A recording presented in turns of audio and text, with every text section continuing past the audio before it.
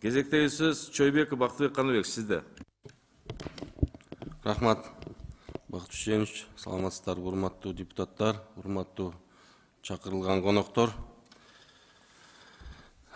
Айбек Жанышбекович, сиздин көңүлүңүздү ушул бүгүнкү күндө социалдык объектилерге баардыгыбыз билебиз, жетишсиз. Мен сиздин көңүлүңүздү бир жаңы конушка көңүлүңүздү бургум келип турат. Бул Арча Бешик конушу 1992 жылы түптөлгөн. Бүгүнкү күндө 32 миңден ашыгыраак жашоочусу бар. Ушул жаңы конуштардын эң биринчи түптөлгөнү, анан ушул жерде маселелер бар. Канча жылдан бери айтылып келаткан маселелер бар. Баягы конуштарда бардык эле социалдык объектилер.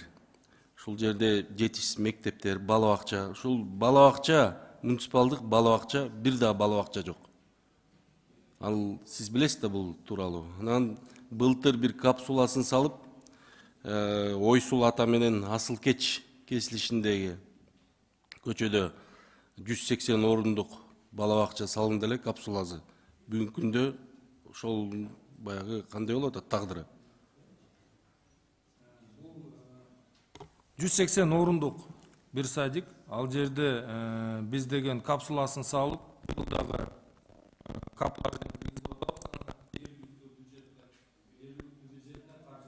бул курулуш иштери. Качан бүтөт? Эми жылдын аягына чейин биз аны бүтүрөбүз. Буга сөз бересиз. Сөз. Эми сиз 2022 жылга чейин. Эми сиз карасаңыз 32 миңден ашык шайлоо немеси бар болсо, жергиликтүү эл жашаса, ушул 180 орундук бала бакча бул абдан эле жетишсиз. Туурабы? Туура. Бизде бүгүнкү күндө сиз айткандай социалдык объекттерди эгер ала турган болсок, мектеп боюнча да, детсад боюнча бизде муктаждык 2 эсе түзөт да. 2 эсе жетишпейт. Быйыл мына президенттин колдоосу менен Кабмин чечим чыгарып берди. 1,5 миллиард каралып атат, 15 мектеп менен бир детсадка. Ал республикалык азыр жергиликтүү бюджетте дагы мүмкүнчүлүк болуп атат. Айрым башталган курулуштарды да бүтүргөнгө. Анан айтып кетейин, бул жерде 5 мектепти, жаңы мектепти биз жаңы конуштарга да карадык ал жерде. Дарегин айта аласызбы? Кайсы жерлерде 15 мектеп салынат, бир бала бакча кайсы жерде салынат? Башталышы качан, канча орунду, качан бүтөт?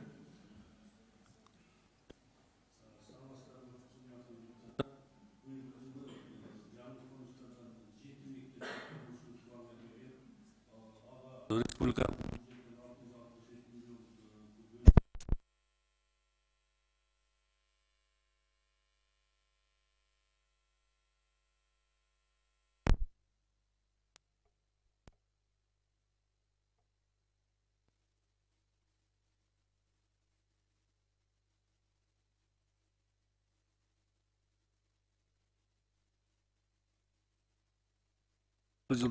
быйылкы жылда курулушу жүрүп атат.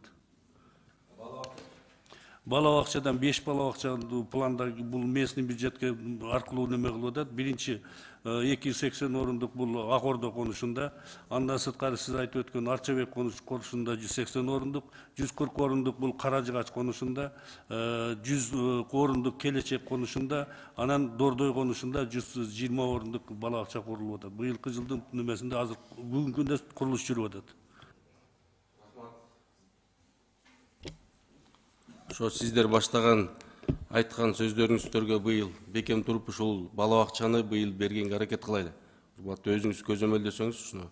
Анан менин кийинки суроом, бул 5-6 жылдан бери ушул жердеги жергиликтүү элдин суроосу баягы мэрияга канча бир жолу жазылышып, сураныштары аткарылбай келатат. Бул 5 менен 14 троллейбустун конечный аяккы остановкасы Масалиева менен Садырбаева көчөсүндө бүгүнкү күндө жайгашкан. Ушул троллейбусту линияны Арча Бешик Жайыл Батыр көчөсүнө чейин узартып берүүнү көп жылдан бери суранып келишип атат да.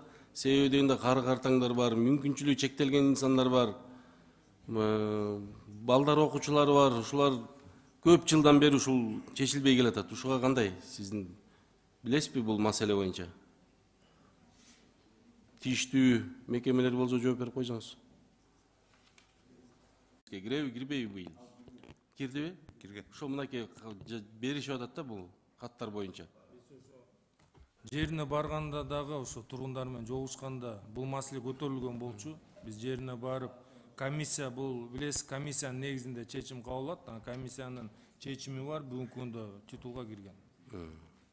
Мен кийинки суроом, акыркы суроом, сиздер мынакей жаңы эле менин кесиптештерим айтып кетти, жашылдандыруу маселеси. Жылдан жылга биздин экологиябызды көрүп атабыз акыбалын. Бирок ага карабай жарандык коомдор, активисттер өздөрүнүн баягы салымын кошуп, Бишкек шаарыбызды көрүктөндүрүү, жашылдандыруу демилгесин көтөрүп келишип атат. Аны баардыгыбыз көрүп эле билип отурабыз. Ошол катары мен дагы 2014 жылы ошол Альянс ассоциациясын жетектеп турганда Масалиева менен Чортекованын кесилишинен 4-чү шаардык больницаны көздөй сол жак бетте арча отургузуу демилгесин көтөрүп чыктык эле. Жылда барабыз дагы ушуну өзүбүз сугарабыз. Баягы мэрия алабыз деп коет, сугарабыз дейт, бирок сиз айткандай эч ким бүгүн кароосу жок да. Сиз эми жаңы келдиңиз. Биз канча мэрлер менен ошол жерде акимдер менен иш алып барганбыз. Бул жер негизи бизге баягы сүйлөшүлгөндө аллея болот деген. Аллея ал жерге керек абдан. Ал дагы тартыш маселе, тартыш жерлер бар, билем аны дагы. Бирок бүгүнкү күндө Арча Бешикте парковый зона жок. Бульвар жок. Ошон үчүн ушул жерге дагы абдан көңүлүңүздү бургум келип турат. Ушуну дагы эске алып койсоңуздар. Анткени быйыл дагы тигебиз деп атат балдар. Ошолордун эмгеги баягы сыртка калбаш керек да. Ошон үчүн биз ушундай демилгелерди көтөрсөк, менин кесиптешим айткандай, баягы элде дагы, жарандык коомдо дагы бир кызыгы болот эле. Себеби сугарылып турса, ал сугарылбай кууруп атат бүгүнкү күндөчү. Шуну же балансыңыздарга аласыздарбы, же акимиятка тапшырасыздарбы, шуну бир көзөмөлдөңүздөр. Быйыл дагы мына тигебиз деп атат. Кудай буйрса тигип калса, сиз дагы өзүңүз келип ошол жерге катышып берсеңиз, балдар чыкырса мен да барайын ошол жерге. Анан негизгиси Доронбек Садырбаева менен Масалиев көчөсүнөн жаңы асфальт төшөлгөн, чоң арыкты көздөй. 2018 жылы. Ошонун асфальт төшөп туруп, тротуарлары эске алынбай калган. Бүгүнкү күндө тротуарлар жок. Балдар жолдун жээги менен мектепке барып келип атат. Кары картаңдар жолдун жээгинде келишип атат. Ушул жерге жакшынакай кылып тротуарын бүтүрүңүздөр быйыл. Канча жылдан бери мына быйыл киргизип атабыз деп айтып келишип атат. Быйыл сөзсүз өзүңүз көзөмөлдөп, ушуну тротуарын кылып берсеңиз, сиз жогоруда айтып кеттиңиз го 90 километр кирди деп. Ушул жерде барбы сиздин быйылкы титульный листиңизде? Титулга кирген эмес болчу, бирок биз бүгүнкү күндө Бишкек асфальт сервистин ишкананын ишмердүүлүгүн текшерүү максатында иштер жүрүп атат, комиссия түзүлгөн. Бул убагында Бишкек асфальт сервисинин алкагында ошолордун иш аракетинен салынган жол болчу, бирок жарым-жарты бүтүп, болгон акчасы кайка кеткени азыр белгисиз. Бизде ал боюнча укук коргоо органдарына да жөнөтүлгөн болчу бул маселелер, аларга укук баа берилсин деген менен. Бирок азыр бизде ошондо болгон иш-чаралар, бүтпөй калган иштер көп. Ошонун азыр алкагында кандай аларды улап кетебиз, кандай мыйзамдуу болот деген маселелер турат. Ал чечилер менен биз сөзсүз түрдө ал ишти улап кетебиз.